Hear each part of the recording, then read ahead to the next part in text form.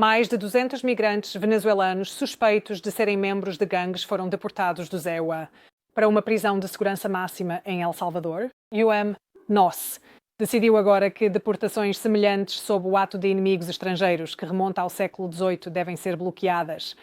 Mas, de acordo com a Casa Branca, a remoção do ZEUA já havia ocorrido antes dessa decisão. NOS. Marco Rubio comentou a medida em uma entrevista. Parceiro Notícias CBS.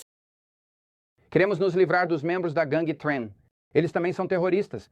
O presidente os designou, pediu-me para designar, e eu o fiz, como uma organização terrorista. Queremos nos livrar deles também. Não queremos terroristas na América.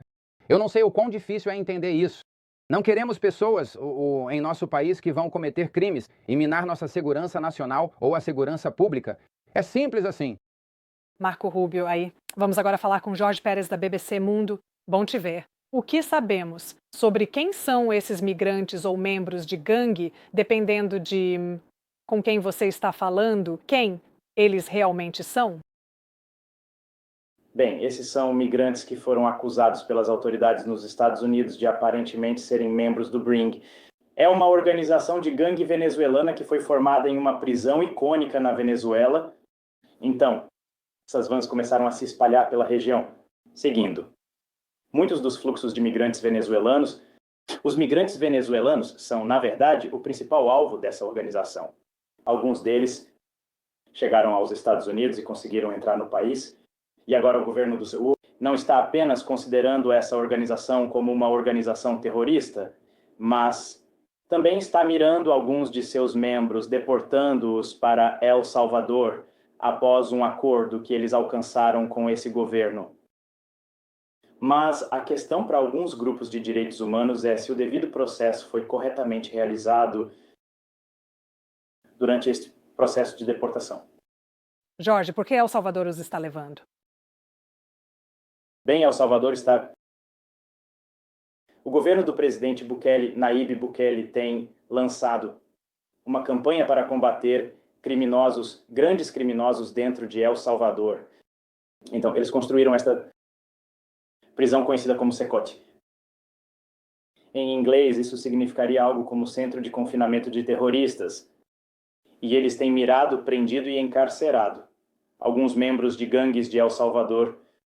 Após isso, eles chegaram a um acordo com os Estados Unidos para prender alguns membros de gangues ou suspeitos de serem membros de gangues, presos nos Estados Unidos e depois deportados para El Salvador.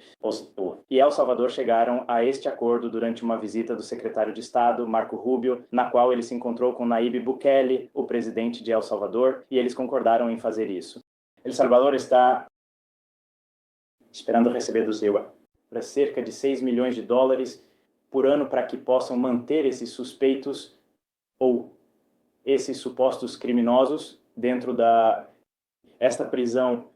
Mas isso levantou muitas preocupações entre os grupos de direitos humanos, porque, novamente, há algumas dúvidas sobre o devido processo que foi realizado durante este processo de deportação para El Salvador.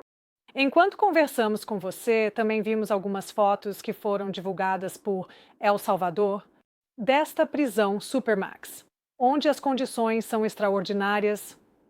Você pode explicar qual é a sua função, quantas pessoas estão lá e quais são os relatos sobre a vida dentro da prisão Supermax?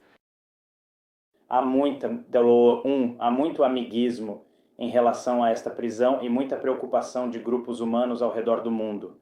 Sobre o que El Salvador está realmente fazendo com essa pessoa, eles têm. Até o governo salvadorenho reconheceu que algumas das pessoas que eles prenderam e colocaram nesta prisão, algumas delas eram inocentes, mas depois foram liberadas. De acordo com o governo de El Salvador, esta prisão é uma maneira pela qual o governo salvadorenho conseguiu controlar a violência dentro do país. Para algumas pessoas dentro de El Salvador tem sido uma estratégia bem-sucedida, já que a criminalidade e a atividade dos membros de gangues realmente diminuíram. E é uma das principais bandeiras do governo salvadorenho de Nayib Bukele. Mas, por outro lado, há muitas questões de grupos de direitos humanos sobre como é o tratamento dos anos 30 para essas pessoas. Diz-se, por exemplo, que eles têm que passar